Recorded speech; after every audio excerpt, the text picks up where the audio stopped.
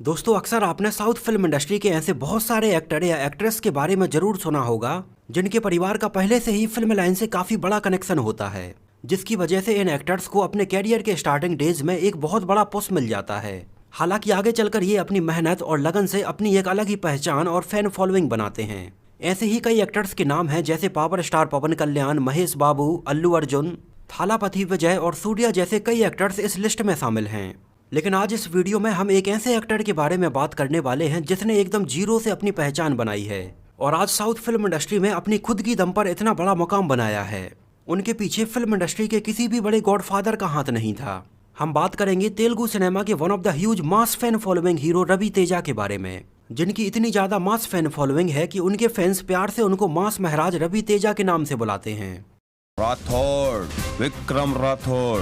फिल्मों में अपनी यूनिक कॉमेडी, एक्शन सीन्स और डायलॉग डिलीवरी के दम पर रवि तेजा ने फैंस के दिलों में अपनी एक अलग ही पहचान बनाई है और आज रवि तेजा के साउथ इंडिया में ही नहीं बल्कि नॉर्थ इंडिया और विदेशों में भी लाखों और करोड़ों चाहने वाले हैं। तो इस वीडियो में हम उन सब के फेवरेट और self made actor Ravi Teja के बारे में बहुत सारे अननोन फैक्ट्स की बात करेंगे, उनके कैरियर के स्ट्रगल की बात करेंगे, उनकी कंट्रोवर्सीज, उनकी फैमिली और उनकी लाइफ से जुड़ी कुछ ऐसी बातों के बारे में बात करेंगे जो शायद आप रवि तेजा के बारे में नहीं जानते होंगे।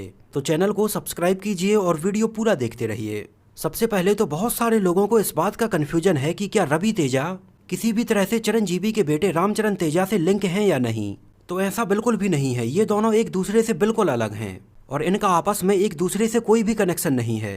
एक्चुअली रवि तेजा का रियल नाम रवि शंकर राजू भूपति राजू है। उनका जन्म गणतंत्र दिवस के दिन 26 जनवरी सन 1968 को आंध्र प्रदेश के जगमपेट्टा में हुआ था, जहां पर उनके पिता राजगोपाल राजू एक दवाई बनाने वाली कंपनी में काम करते थे और उनकी मां राज्य लक्ष्मी भूपति राजू एक हाउसवाइफ थीं। इनका परिवार एक मध्यम वर्गीय परिवार था और रवि तेजा से छोटे उनके दो भाई और थे जिनका नाम है रघु राजू और भरत राजू, जिनमें से रघु राजू बहुत सारी फिल्मों में सपोर्टिंग रोल्स में नजर आए। हालांकि रघु राजू को फिल्मों में वो सफलता नहीं मिल पाई जो कि रवि तेजा को मिली थी। उनके एक और भाई भरत राजू ने भी कुछ और फिल्मों में ऐसे ही सपोर्टिंग रोल प्ले किए, लेकिन उन्हें भी फिल्मों में कुछ खास पहचान और सफलता नहीं मिल पाई और आगे चलकर सन 2017 में उनके भाई भरत राजू की एक कार एक्सीडेंट में मृत्यु हो गई थी, जिसमें हाईवे पर खड़े एक ट्रक में उनकी कार पीछे से टकरा गई थी और जांच करने पर उनकी कार में कुछ खाली अल्कोहल की बोतल्स भी पाई गई थीं और रवि तेजा को उस टाइम पर इस घटना से बहुत बड़ा सदमा लगा था। रवि तेजा के पिता के दवाई बनाने वाली कंपनी में काम करने की वजह से देश के अलग अलग हिस्सों में उनके ट्रांसफर के कारण रवि तेजा की परवरिश देश के अलग अलग शहरों में हुई, जैसे मुंबई, भोपाल, जयपुर और दिल्ली जैसी जगहों पर, जिसकी वजह से रवि तेजा बचपन से ही हिंदी को समझने लगे थे और थोड़ी बहुत बोलने भी लगे थे।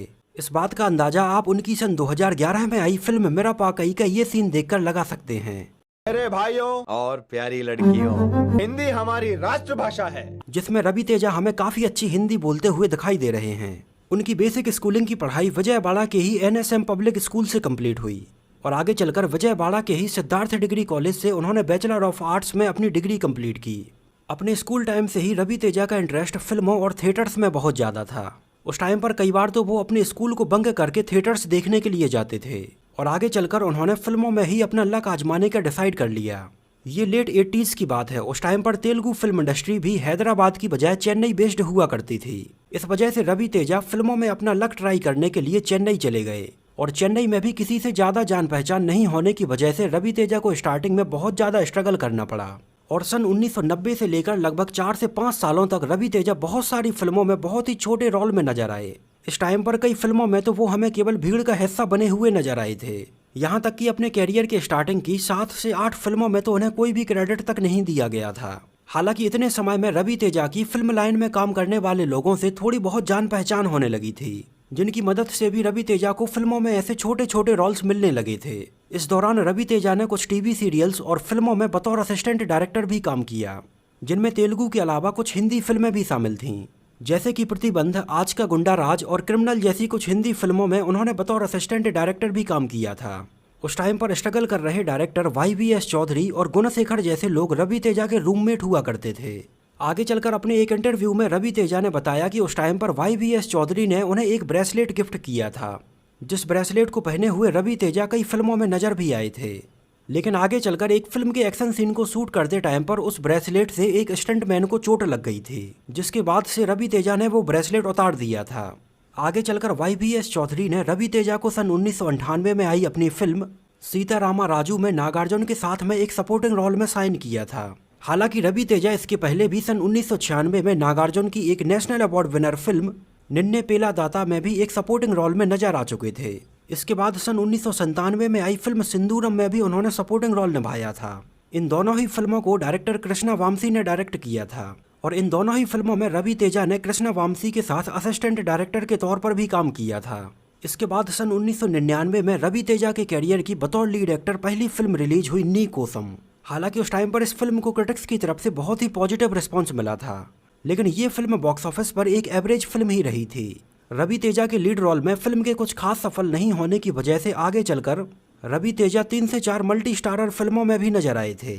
हालांकि आगे चलकर रवि तेजा की कुछ फिल्में जैसे अबनू वलीदारू, इस्ता पदारू, इडियट और खदगम जैसी फिल्में बॉक्स ऑफिस पर सुपरहिट साबित हुईं और धीरे धीरे रवि तेजा की पहचान एक कमर्शियल हीरो के तौर पर बनने लगी और उनकी इस कमर्शियल सक्सेस को और आगे बढ़ाया सन 2006 में आई SS राजमौली की फिल्म विक्रमार्कुडु ने, जो कि एक कंप्लीट मसाला फिल्म थी। इसके एक्शन सीन्स और कॉमेडी लोगों को बहुत ज़्यादा पसंद आई थी। ये वही फिल्म थी जिसको आगे चलकर अक्षय कुमार ने राउडी राठौर के नाम से बनाया था।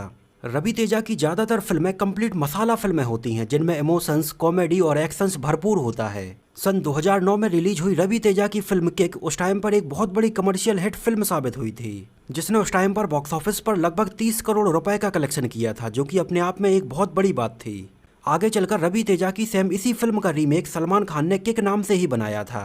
रवि तेजा की ज़्यादातर फिल्मों में उनकी एक्टिंग और उनकी डायलॉग डिलीवरी को देखते हुए बहुत सारे लोग रवि तेजा को अक्षय कुमार से भी कंपेयर करते हैं, जिसके बारे में बहुत सारे लोगों का कहना है कि रवि तेजा और अक्षय कुमार की एक्शन और कॉमेडी में काफ़ी कुछ समानताएं मिलती जुलती हैं।